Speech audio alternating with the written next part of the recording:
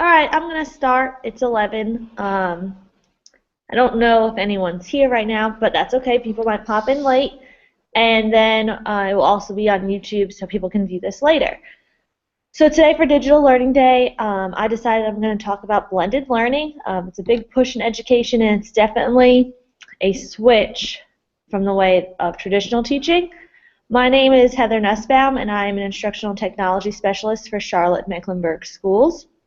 I'm going to be sharing a presentation that I've been presenting to the district about the different models of blended learning.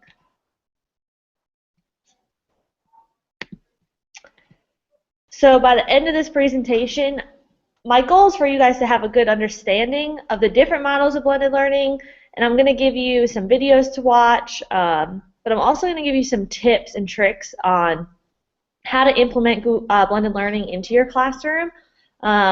I'll favor two models in particular because I've done them, and then there's two other ones I'm going to talk about, and I'm going to try and give you tips and tricks and tools that I've used that have helped me do these successfully in the classroom.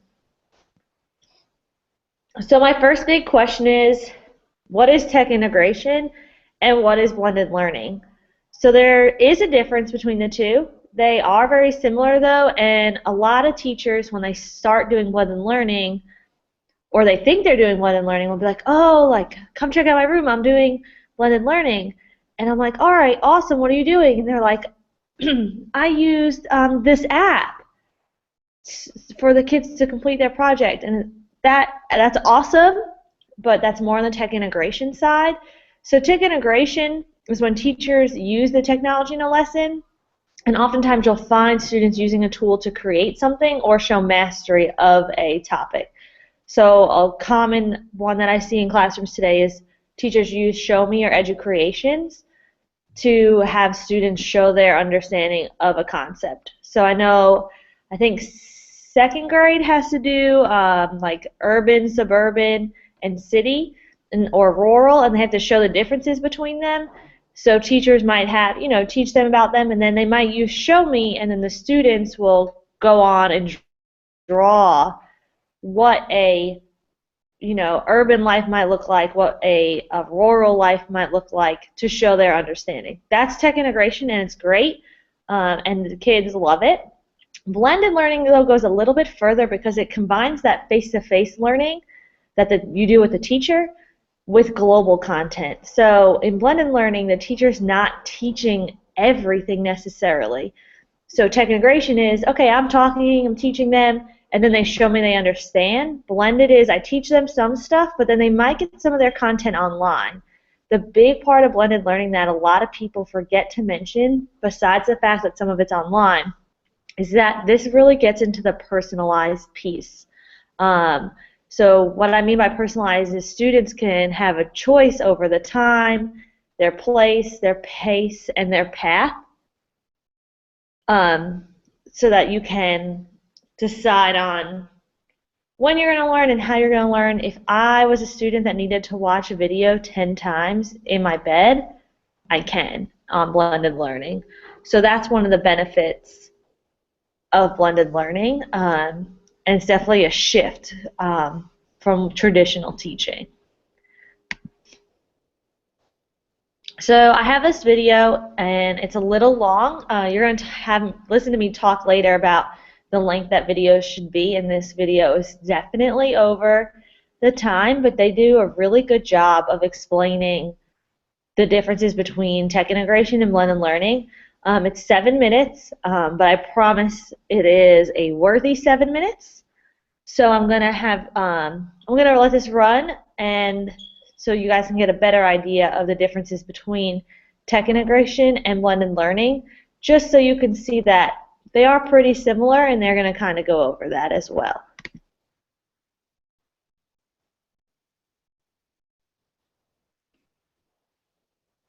There are a lot of different definitions for blended learning out there, and although many of the great minds can't agree on exactly what blended learning is, one thing they do agree on is that blended learning is not the same thing as classroom technology integration.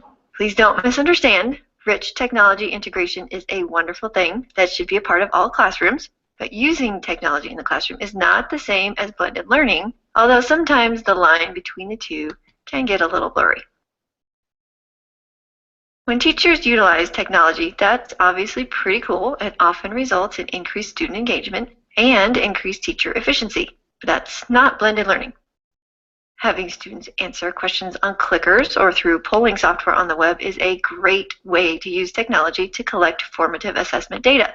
But by itself, that's not really blended learning. However, if we take the results of a clicker poll and post it in an online discussion with some thought-provoking questions, or ask students to defend their thinking in that online forum, we move to a blended environment. That collaborative component and the shift from student-to-teacher interaction to student-to-student interaction shifted that situation into the blended arena. The use of technology transitions from being a great tool to the actual classroom space where the activity, sharing, and collaboration occurs. Taking a class to a computer lab to research for a paper they are writing is leveraging technology to access information and produce work. Nice use of tech, but not really blended learning. But if students are posting sections of their paper in an online forum to get feedback from peers or accessing recorded instruction from the teacher about the assignment while a small group works with the teacher to get some more in-depth instruction or immediate personal feedback, the activity becomes one that simply uses tech to one that uses a blended learning approach. See how that line blurs pretty quickly between tech integration and blended learning? Instead of spending time debating the gray areas of what is blended and what is tech integration, let's look at some hallmarks of blended learning. Number 1, a strong connection between online and offline work. The work students complete online needs to have a direct and obvious connection to the work completed face-to-face, and not simply be a supplemental or enrichment type activity. Blended learning is not sticking a student on the Oregon Trail game or sending a student to the computer for math games if they finish their work early. What a student is doing in the online environment needs to inform what is happening in the classroom. So Oregon Trail and online games can be a nice addition to the blended classroom if those activities are integrally connected to the activities in the face-to-face classroom. Number 2, increased student-to-student and teacher-to-student collaboration and increased student control over time, place, pace, or path of learning are additional hallmarks of a blended learning environment. This increased control will of course vary depending on the age of your learner, and our curriculum and standards outline the general pace through our year's content for us. But delivering content and activities online typically gives students more control over their learning. When information is online, students can access the content from home for review, or students viewing content in class can revisit and replay that information. Students who need more time to process can take that time to really reflect before sharing their ideas in an online discussion. Teachers can post a variety of instructional materials and add multimedia to appeal to various learning styles and give students a choice as to the path they take to master a topic. Online classrooms and collaborative platforms give students more opportunity to share their thinking and appreciate the thoughts of their peers. In these environments, students increasingly look to one another for feedback as opposed to simply the teacher. One easy-to-spot indicator of a blended learning environment is an online classroom presence. This is typically done through a learning management system or LMS like Schoology. There needs to be an online home base where students routinely go to access information, participate in online activities, and share or post their ideas and work. The online classroom isn't just a static website where students can download handouts. The online classroom features similar activities that take place in traditional classrooms, such as content instruction, discussions, and assessments. The M in LMS is why many teachers choose to use one. A good LMS will streamline many of the daily management processes for teachers and make assessing student work much easier. Number 4, repurposed time. Blended learning uses technology tools to restructure that sage on the stage delivery method, provides opportunities for reduced student-to-teacher ratio, and frees up more time for collaborative or problem-solving activities. Many of us are familiar with the flipped classroom model, where students view instruction through a video in place of the traditional lecture or teacher whole class lesson, which often moves too slow for some students, too fast for others, and can get sidetracked by interruptions. This frees up in-class time for activities and rich concept application. Repurposing class time doesn't always have to be done, though, by assigning videos for homework. Students can view these videos in class, at centers, or independently, giving the teacher time to work with smaller groups. And you can use the technology to repurpose class time without solely using video.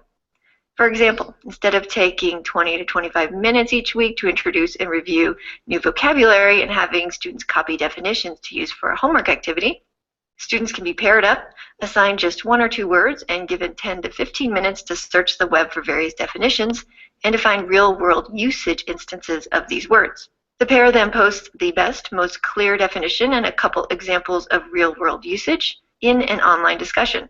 This gives everyone in the class a cumulative list of the words, clear definitions, and usage examples. The teacher can then post a few discussion topics and have students reply to each other with their own application of the vocabulary for homework. Instead of sitting and getting, students actively work together as a class to crowdsource the best definitions and usage examples for their vocabulary, and moving parts of this activity to the online classroom saves 10 minutes of class time, which over the course of the year can really add up. To recap, rich technology integration is awesome. Blended learning, also awesome. Both awesome and great together, but not the same thing. Blended learning isn't about the technology, it's about instructional design. The technology is leveraged intentionally to restructure the classroom to increase student involvement, engagement, and input. If we get too caught up in the tools, we miss the whole point. Blended learning is simply about good teaching and making the most of our online and face-to-face teaching environments. It's about deliberate and careful instructional planning to put certain activities and content online to take advantage of the opportunities this setting provides, and putting other activities in the face-to-face setting to leverage the opportunities it provides. It's really about blending these two settings strategically to create the best learning experiences for our learners. All right, so like I said, that video is a little long, but it does a really good job of going through the differences between the tech integration and the blended learning.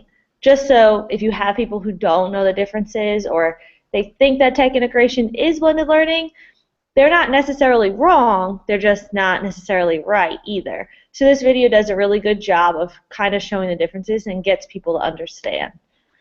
So now we're going to get into the different blended learning models. There are technically 4 different models. There's the rotation, flex, a la carte, and enriched virtual. Today I'm going to focus on rotation because within rotation there are 4 different types of rotation models. There's station rotation, lab rotation, individual, and flipped.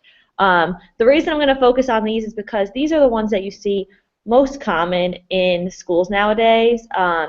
Enriched virtual is more of like your Moodles, and those can be a little bit harder to implement, especially in like elementary schools. They're more, college, high school. So we're going to focus on the other, all of the rotation models. So the first rotation model I'm going to talk about is station rotation, and this one is probably my favorite, near and dear to my heart. I was doing it in my classroom. I taught 5th grade for a long time, and I always tried to get out of 5th grade, and they always said, nope, you're good in 5th grade, so you're going to stay. But I was always having trouble with my kids because I was in a Title I school. I had kids who were on a 1st grade level, and then I had some high flyers that were 7th, 8th grade, and I just couldn't reach them all. And I was like, this is not working. I need to break them up. So I was like, I can do this through stations. When I was teaching, we focused a big time on readers and writers workshops. So we had already started doing a lot of small group instruction, and my kids were used to that. But we didn't do it in any other subject besides reading and writing. So I decided to start with station rotation in math. I just didn't know it was station rotation at the time. And then when I learned about it, I was like, oh, I'm already doing this. So a lot of teachers are doing this. They just don't realize they're doing it. So station rotation's pretty easy to start because if you don't have the buy-in from the rest of your school or the rest of your team, you can do it in your room because it takes place in one room and it focuses on one subject area. So you don't have to, you can do what you want to do, and you don't really have to work with anyone else if your team isn't buying into blended learning, you can still do this model. So that's part of the reason I really like it. Another thing is students are going to rotate to every station on a fixed schedule. So that means teachers still have control, and I know blended learning gets a little bit scary for people because they're nervous to let go of that control. So you can still have your control in the classroom. As you see in the picture, one station has to be online. So when I first started this, I didn't have online, enough materials for an online station. Then the next year we got iPads, and then we got laptops. So now, and then so many schools nowadays are BYOT, so you can have that online station a little bit easier. So a couple things tips and tricks that I have for a station rotation because I've done it. So my teacher-led group up here wasn't necessarily always me teaching a small group. Sometimes it was conferencing, especially when I started putting this in toward the reader and writer workshop model. This would become a lot more of my conferencing. But as far as the setup as my room, I had a horseshoe table, and if I was in the front of my room with my horseshoe table in front of me, my online station was directly behind me. And then not only were they directly behind me, their backs for that group were facing me. So if I was in the front of the room, I'm looking to the back of my room, and I see the backs of all the kids that are on the computer. And a lot of people say, well, why? Because I can see their screens. So that's what I care about. I don't care about their facial expressions. I need to see their screens to see that they're on task. So we changed my classroom setup when we did these. The other tip I have for setting up your classroom is your collaborative activity and stations. A lot of times this was like a project-based learning group, some games that went with the content, things that were more fun that the kids didn't realize they were learning, but they were learning. But that group was always really close to me. So I had my horseshoe table, and they might be on the carpet that was right next to me. And that's because I had to listen to them to see if they were on task. So if I heard them talking about the movies or who won the football game last night, I could just say, that doesn't sound like math, and I can still stay with my group, and that redirected them really quickly. So that's another thing. I did mine usually where like my lowest group would start with me, my highest group was online usually.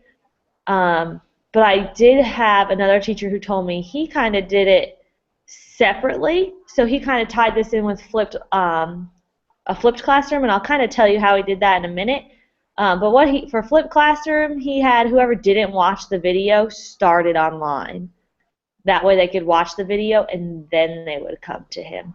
So that's another good thing to keep in mind if you were going to combine the two. Some other tips and tricks besides setting up the classroom. When you start to do this, you're going to be tired from planning, not from teaching. So you're going to get into more planning, and because each group might be doing a different thing, kids online might have each kid in that group might be watching different videos. So planning all that takes a lot, but you're just teaching small groups. So you're not exhausted from teaching, you're exhausted from planning. So when I started doing this, I did one Friday a month. That's what I could handle at first to get used to changing my planning and how long it took me to get ready.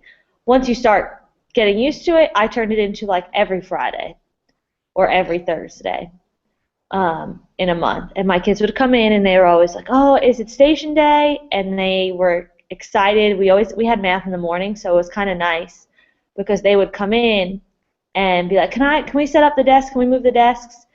And they would just move the classroom arrangement around, which was really great. The first day, or before we even started this, I had to get them used to moving their desks. So my classroom was set up in groups all the time, and I needed to have like my horseshoe table, but then I needed those desks flat behind me and they were all in a row so I could see their screens. So the first time we had to move desks, in elementary especially, you're always going to have a kid that like runs into a piece of the carpet and flips their desk. Not on purpose, but everything falls out all over, commotions in your classroom. So I got my kids used to changing classroom setup. We started, this is where you're all going to go, and we would time it. The first time, it took us 3 minutes to get everything moved. By the end, they're doing it in 30 seconds. I mean, desks, chairs, everything moved. So at first, it's going to seem really chaotic, but promise, if you just practice it and do it, they'll stay with it. Some other tips that I've learned along the way to make this easier, I always name my kids in groups based off their, like a college. So I'm in North Carolina, so we would have like the Wolfpack for NC State, Duke and Blue Devils, Chapel Hill. So I would name them in their groups. And the groups were flexible, so it would change who was in that group depending on how they did on a pre-assessment. So what they would do, they would be in their group. Each group had a set of directions. So at first I was using gallon Ziploc bags, and I would slip in like Duke directions, and I'd have a picture of the Blue Devil with their directions for that station. The next station they went to had a set of directions for them. You're always going to have a kid that's like, I don't like Duke. And I'm like, I went to state. I didn't either, but it's just a flexible group. And, so some people do green, yellow, red. I try and stay away from green, yellow, red because they always think that green's the high group. So you might want to pick like purple, magenta, pick some different colors that don't necessarily have a correlation to how they're doing. So I did that for a while with the gallon plastic bag, and then fifth graders seem to eat paper. I don't know what they do with it. It would be crumbled, missing, edges ripped off, torn in half. Our laminator was always broken, so that was never an option. So then I moved on to getting picture frames from the dollar store, the cheap plastic ones that kind of angle back that some restaurants have, and I would slide their directions in there. And then the kids could pass the picture frame to each other, so that really helped. Nowadays, I would probably use Google Classroom. We didn't have Google Classroom when I was doing this, so I would probably make a Duke group and say, hey, Duke group, this is your code. And they would go in and see all their directions for each station. So I would probably do that now, but if you didn't want to do too much at once, maybe you're not using Google Classroom and that would overwhelm your kids, the picture frame's a really good option. One thing I did run into is my kids would notice, how come our directions are different than their directions? So a new idea would be, I would say, okay, here's my Duke group, here's your directions for station 1, station 2, station 3, and put them on the same sheet of paper, and they just carry their picture frame with them to each station. So no one else sees their directions, and they don't see anybody else's because they're sitting at the table. So that's a good idea for these too. Another big idea, I would always use a timer, just so they knew when they had to rotate, they had to rotate. I was lucky enough to have a Promethean board in my class, so I had a timer up on the board so they could see it. So if they were off track, someone would eventually say like, oh guys, we have 5 minutes left, we have to rotate. So we need to get our work done. Them seeing the time really helps. So I definitely think this is one of the easier models to do in your classroom. And like I said, you're going to be exhausted from planning, not from teaching. I did one Friday a month, then every Friday a month, and then it became on Monday we did whole group. They did an exit ticket. Tuesday, Wednesday, Thursday they were in stations, and then Friday we came back together. So eventually you just adjust to it, and I really like it because I could reach all my kids.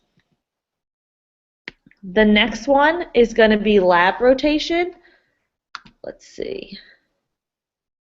Okay, so the next one's lab rotation, and this one I think can work really well if you have a great relationship with people on your team. So if you don't have a team that's cooperative or isn't interested in trying this might be a little bit harder, only because you'll notice in the picture that the students are going to rotate through multiple rooms in a campus. And one of the rooms has to be a learning lab. So some schools are one-to-one, and they can make a learning lab almost anywhere. and some schools would need to use a computer lab.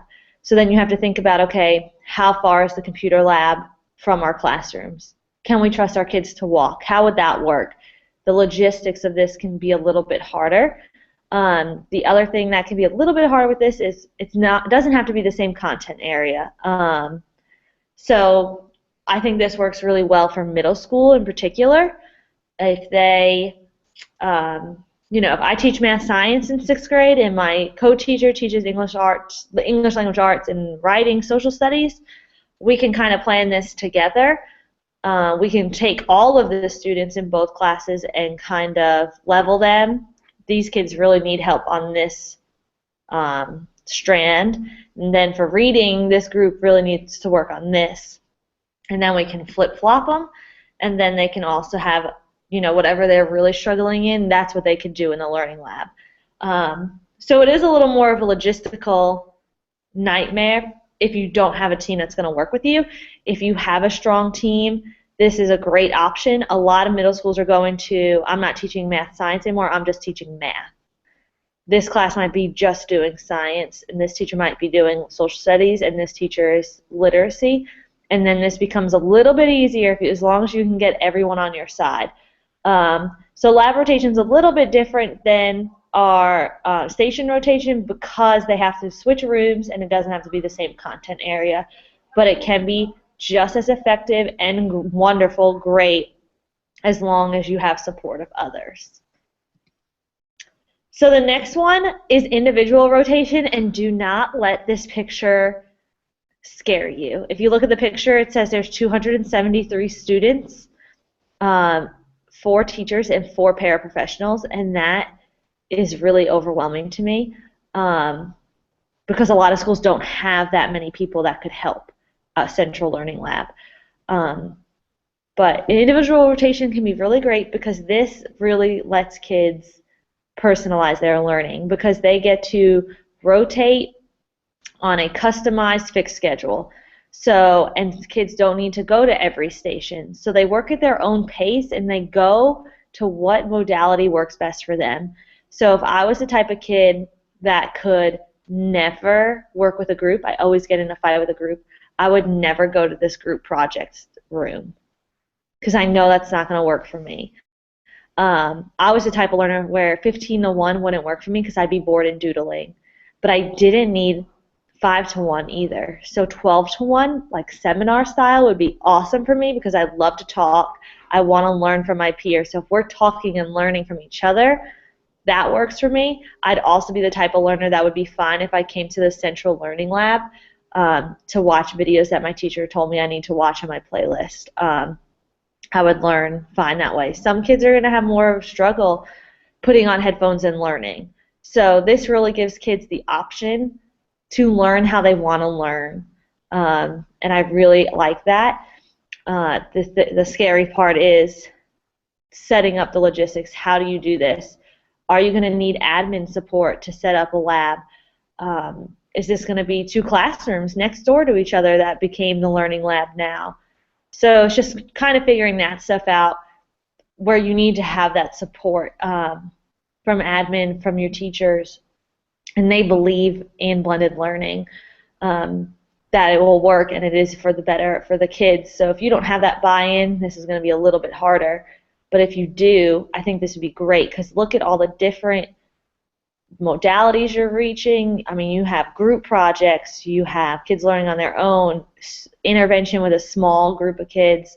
So it really does a lot. So I really do like individual rotation if you have the support for it.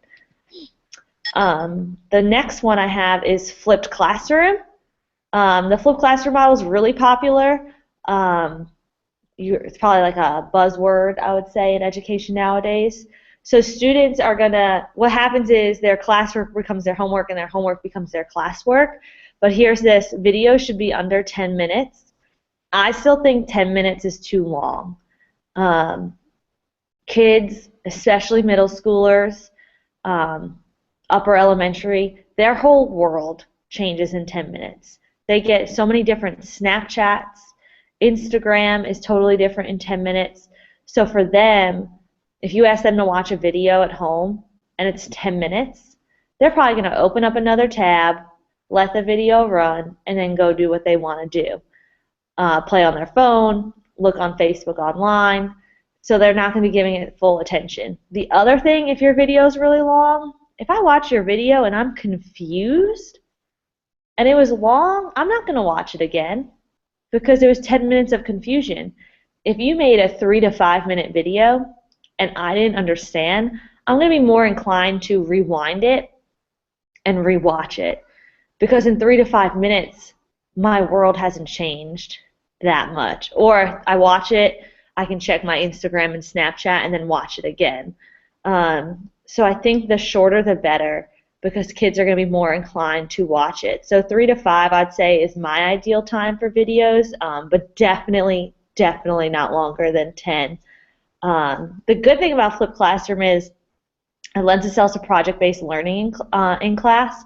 And I also mentioned how you could do this where they come in and they kind of go into that station rotation.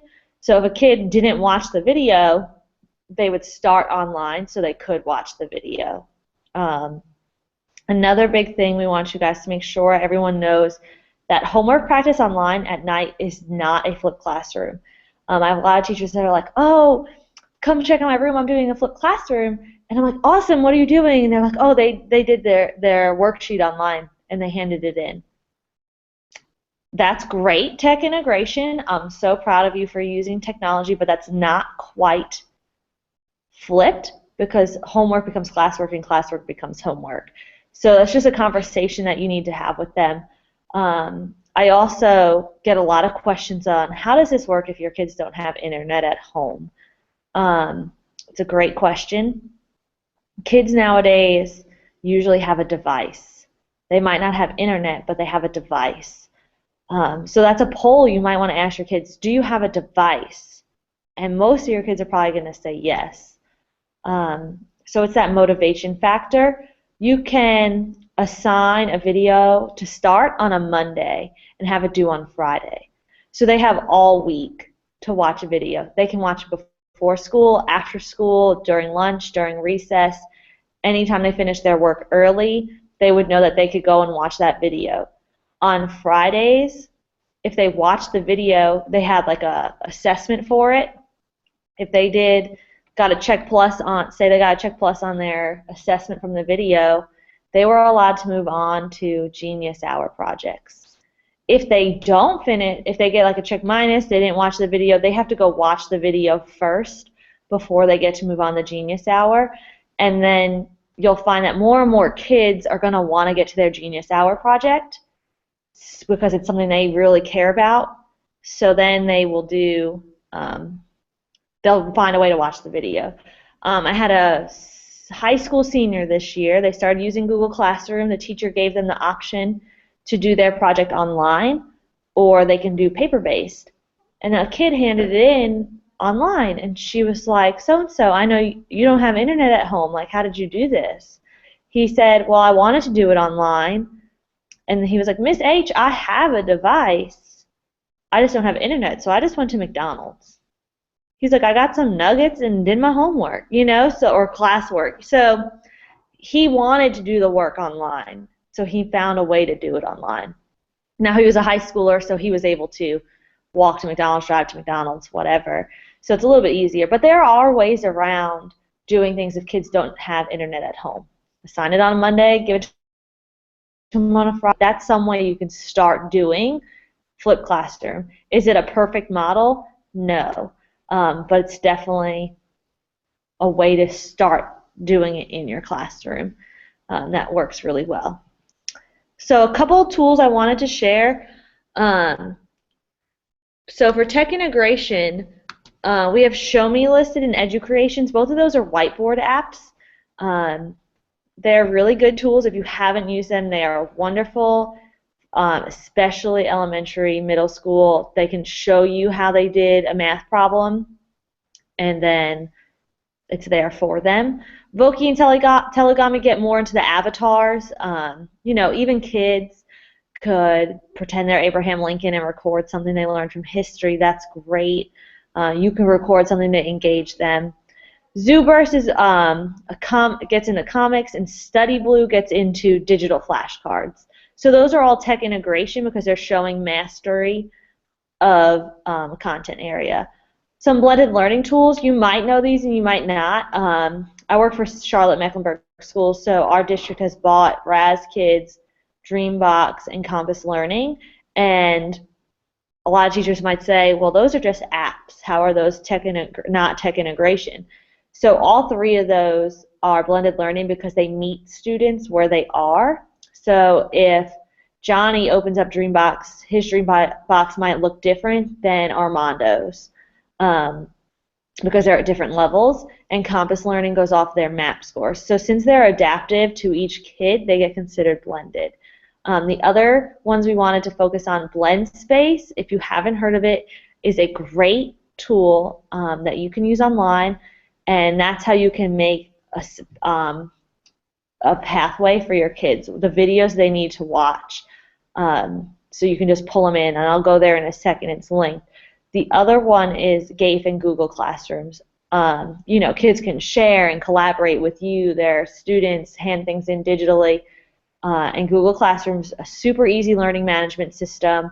I know the video I showed mentioned Schoology, which is another great one. Edmodo is another good one. But Google Classroom has really gotten some buy-in in our district because it's so easy. So those teachers who are scared of technology aren't scared of Google Classroom. So BlendSpace, just so you can see it,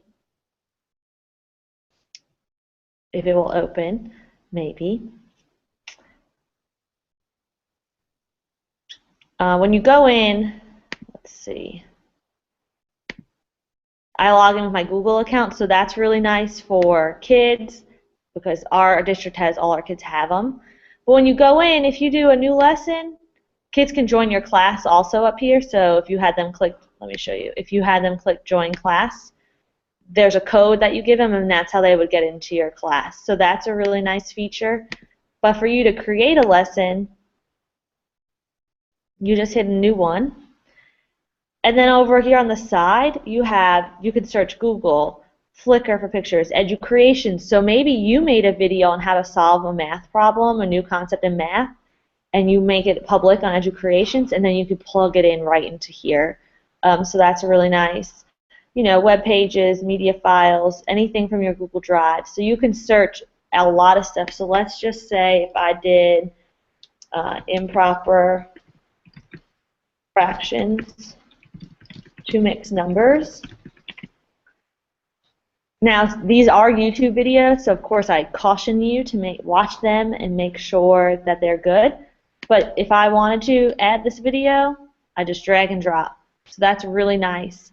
I can also add quizzes in here, text that I want the kids to read. So I could have them watch a couple videos and then give them a quiz.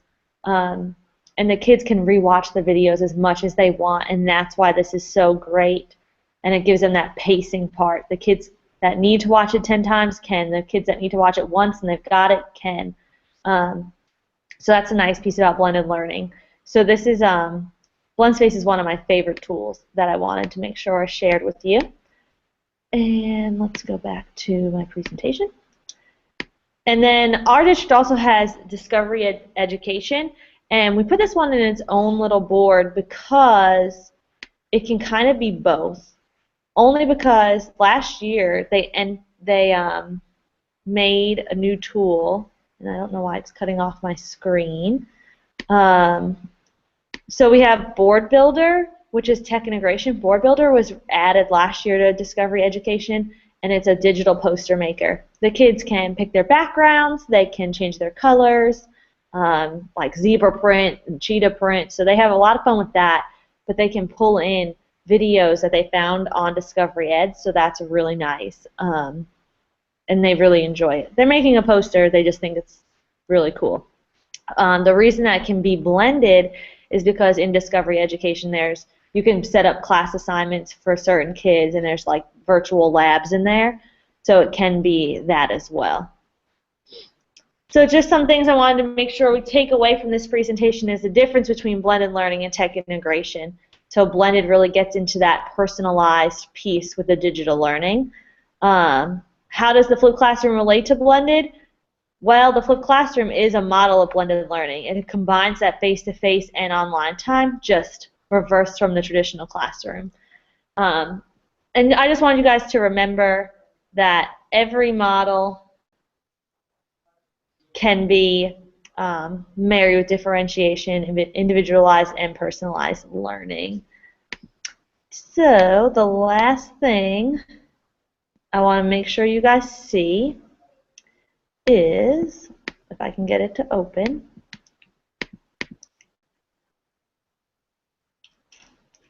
do you guys see me now? That's weird. Let's do the last thing I want you guys to see. If you watched this and enjoyed it, go ahead and go to the Google Short link to do an evaluation. It's goo.gl/D, M, lowercase v, lowercase r, capital P, and then the number 2. For whatever reason, my screen seems to be going a little bit crazy. Trying to share for you guys. I don't know, it doesn't look like it's coming up. But that's really all I have for you guys. I'll put that link on the side for you. Let me copy it. If you ever have any questions about blended learning, feel free to reach out to me though.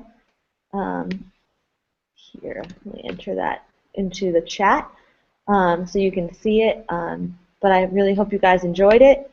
And thanks for watching. See you next time.